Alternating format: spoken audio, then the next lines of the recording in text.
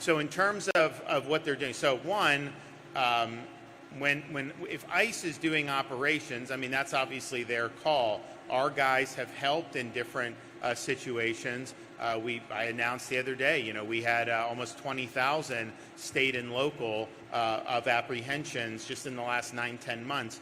I do know there was a woman who came out and assaulted one of our troopers. Let me just tell you guys, this is not Minneapolis. That is not going to end well for you in Florida.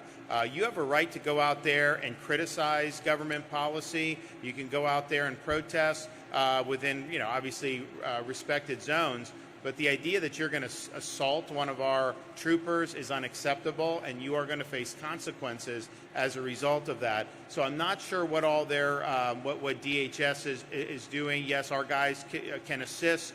A lot of that is being driven by there. I was the other day out when we did the announcements. I think some of you were there at the Baker facility that we created, and that's worked very efficiently. That is an existing facility that kind of got retrofitted, and you've had folks go, process, and then they're able to be flown out. So all in all, Florida's really leading the way. But there was you have these politicians in Minnesota, and they're attacking DHS or attacking ICE agents. They're doing all that, and you have a lot of conflict.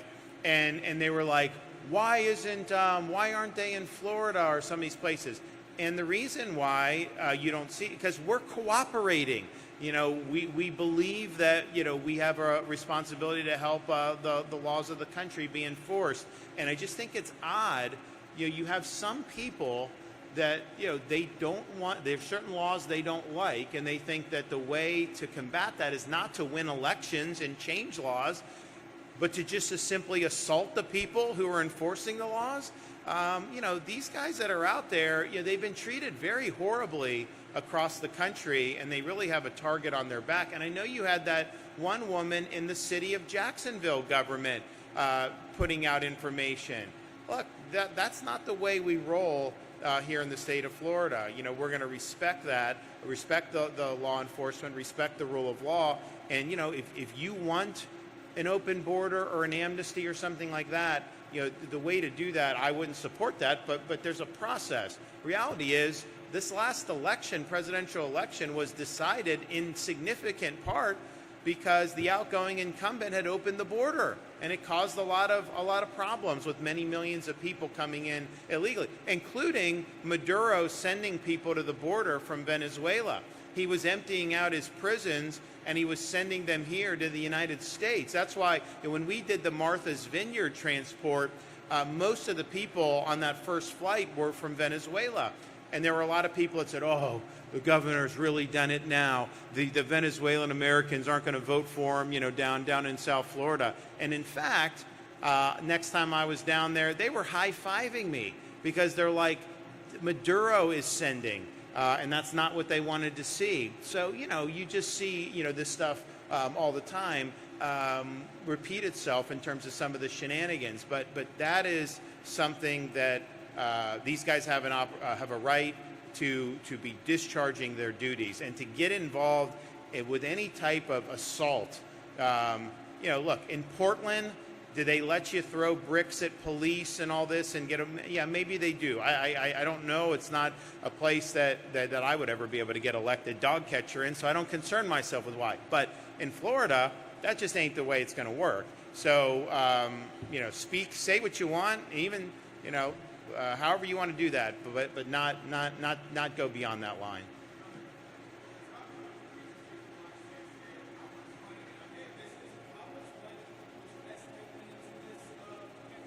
How much overall is this project? Yeah. So total, at least $330 million to go into this. State of Florida's 50. Yeah, about 30 to 50, depending on how you slice it. And so, that's. But I think part of the reason we wanted to come here and highlight it is because when the First Lady was touring here recently, basically what Mayo said was, we wouldn't have been able to get here without the state's involvement and the state's help. And so our role is significant in terms of, that's a lot of money, but it was like, that was really critical funding that may not have been able to be found elsewhere. And so that's really meaningful that we could have made that difference. Yes.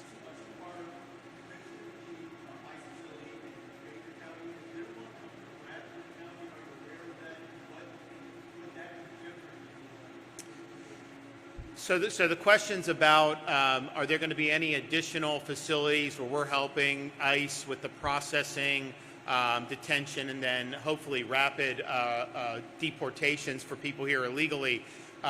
There's not been any new ones that have been approved by DHS. And so we do have potential for Panhandle. We have potential for more in South Florida.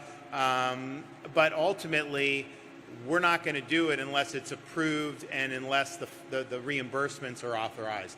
And like I said before, even with the first day we opened the first one, I don't want these things to be permanent. I want DHS to have enough staging ability where they can run these operations on their own without us having to provide. But we do have a lot of know-how.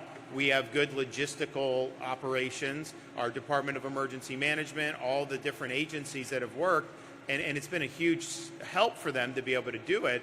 So if it's needed and they want to authorize it, we could do it. But as of now, none of those additional facilities, have received that pre-authorization that our other existing two have had. And I just think it's important. I mean, I on some of this stuff, clearly it costs money, when you have more illegal immigration, because it costs uncompensated health care, schools, anything with criminal justice. There's just a whole litany of things, right? So you save money, if you have, legal workforce, immigration is legal and all that.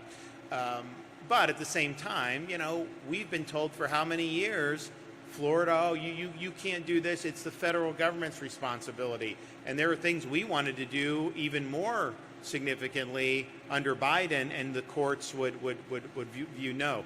So I do think that they have to do their role as well. And I know that they're committed to doing that. And I know they got a lot of irons in the fire. But if we do get approval, you could see that. I think we've got certainly probably two more that could go relatively quickly, but it's really dependent on DHS and whether they want to give the go-ahead on it.